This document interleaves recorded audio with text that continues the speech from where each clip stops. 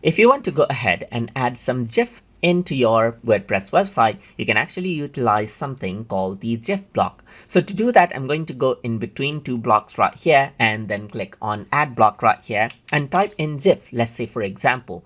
So once you go ahead and do that, you can see that GIF is an option. So here what you can simply do is you can search for a term or paste a Giphy URL that you may know.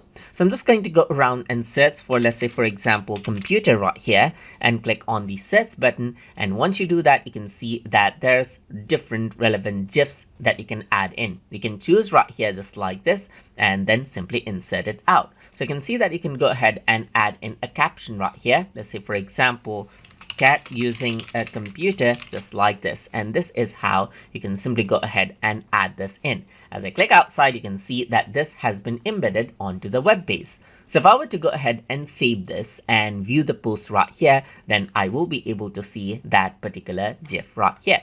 I can also go ahead right here and over here on the block, you don't have much option for Giphy, as you can see right here. You don't have any options to change it out. So this will actually appear just like this. But you can go ahead and make it max width right here, or you can align it to the left right here just like this, and just keep it onto the side right here as you want.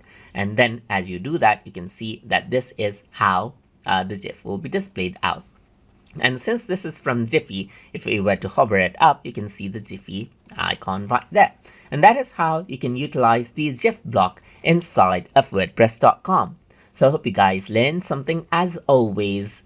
And as always, please like, comment, share, and subscribe.